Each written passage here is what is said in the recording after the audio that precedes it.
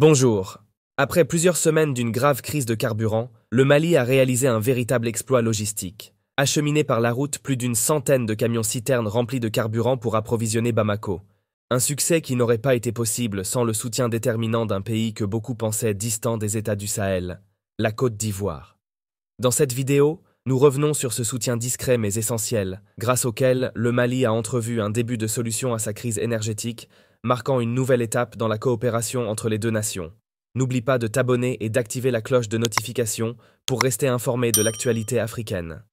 Mais quand j'ai appris qu'il y a plus de 1000 camions citernes, je me suis dit, mais j'aurais aimé voir ça, parce que moi, ici sur la route, quelquefois, quand nous allons au nord, si tu dépasses 10, 15, 20 camions citernes, c'est impressionnant. De là jusqu'à 100, jusqu'à 500, jusqu'à 1000, jusqu'à 1300, je crois que c'est une prouesse logistique qui doit être... une colonne plus de 25 km, dit-on. Voilà. C'est une prouesse logistique qui doit être mise à l'actif du Mali qui a su organiser ça, et aussi des ports d'où viennent ces camions. Je crois qu'ils sont principalement venus de la Côte d'Ivoire. Bravo dans ce cas pour la Côte d'Ivoire qui a fait donc preuve de solidarité. C'est ce qu'on leur demande. On ne demande pas des miracles. Que les Africains sachent que quoi que vous fassiez, vous êtes noirs. Aujourd'hui, tous les peuples du monde sont ligués contre les noirs parce qu'ils veulent nous exterminer. Quand je dis tous les peuples du monde, attention, je parle surtout des Occidentaux et des Moyen-Orientaux. C'est eux. Quand tu vas au Mali, c'est eux. Et avec des organisations bizarres, Al-Qaïda, Djinim, c'est pas des Noirs. Tu vas au Mali, ils sont là pour exterminer les Noirs. Tu vas au Soudan, au Darfour, ils sont là pour exterminer les Noirs. On ne dit rien. Donc, nous devons savoir qu'étant noirs, quels que soient nos charabia politiciens, mais on est noirs, on est vu de la même manière. Donc, cette action de solidarité qui a fait que le Mali a pu prendre son carburant par les ports d'Abidjan, je crois que ça va mettre à l'actif de la Côte d'Ivoire. Et pour une fois, leur a adressé nos félicitations. Ça n'arrive pas tous les jours. Vraiment.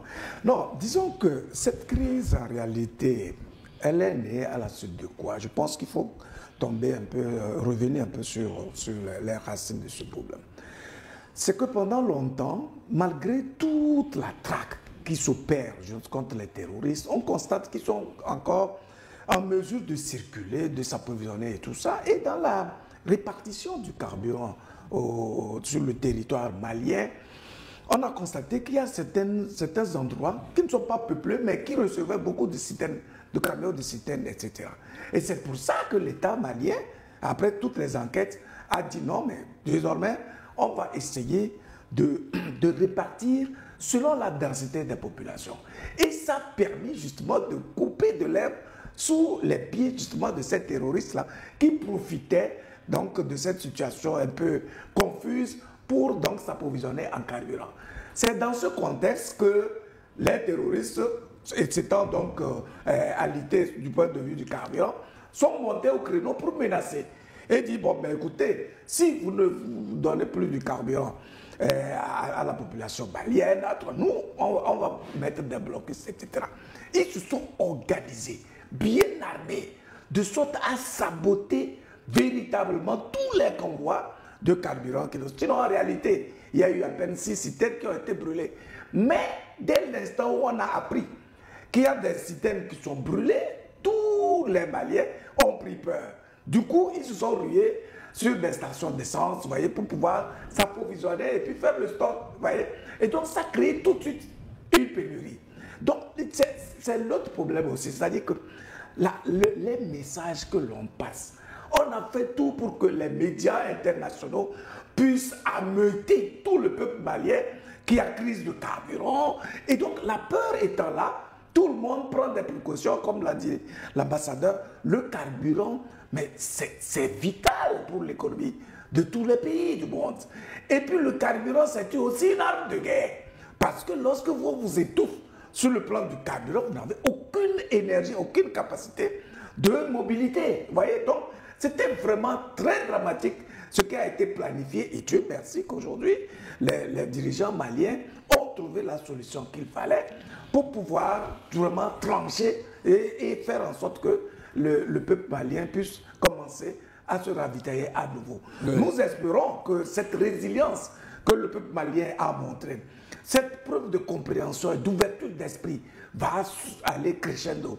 Parce qu'un peuple qui n'accompagne pas ses dirigeants, un peuple qui ne comprend pas son dirigeant ne peut pas évoluer. Et vraiment, on ne peut que saluer cette synergie-là et cette action dynamique qui a montré que véritablement, quand il y a un problème de cette taille-là qui se pose à un pays, c'est au peuple de trouver la vraie solution.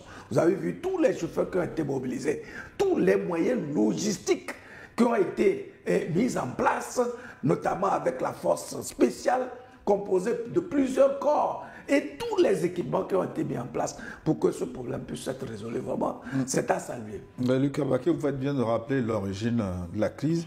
Il s'agit d'une série de tentatives, en tout cas d'attaques terroristes sur les convois de ravitaillement avec des moyens sophistiqués. Il n'y a pas d'attaque terroriste. Excellence, comment vous expliquez la sophistication de plus en plus des moyens d'attaque de ces groupes terroristes? C'est ça que je dis, il n'y a pas d'attaque terroriste. C'est la France qui organise l'asphyxie de ces pays qui ont osé dire qu'ils veulent être souverains. Soyons moins péremptoires. Non, attends.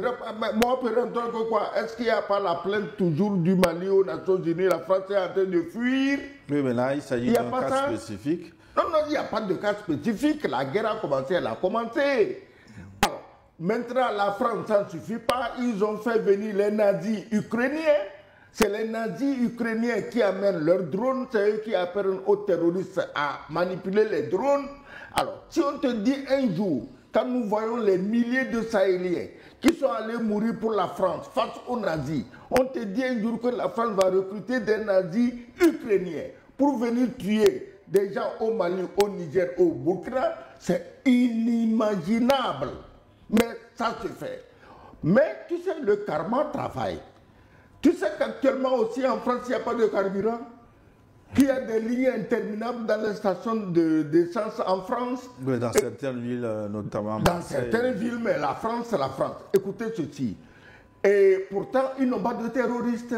Les Maliens, Nigériens, Burkinabés n'ont pas envoyé des terroristes en France. Mais voilà, la France est dans les mêmes souffrances, dans les mêmes punitions que les punitions qu'ils ont organisées pour des peuples qui, je dis, je répète tous les jours, n'ont commis aucune faute parce que vouloir être souverain et indépendant, ça ne devait pas choquer des pays qui ont passé leur temps à bâtir des mythes sur la démocratie, sur les droits de l'homme, sur ceci et sur cela. Mais Excellence, j'ai l'impression que vous simplifiez à l'extrême un problème un peu plus complexe, hein, parce qu'on ne peut pas mettre sur la France toute la perturbation du circuit de distribution du carburant lié justement aux attaques de certains convois. Je te dis que celui qui arme les terroristes pour aller attaquer les convois de carburant est responsable. C'est ce que j'ai dit.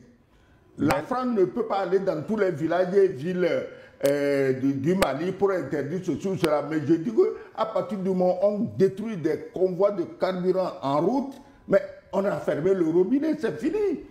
Qui arme les terroristes?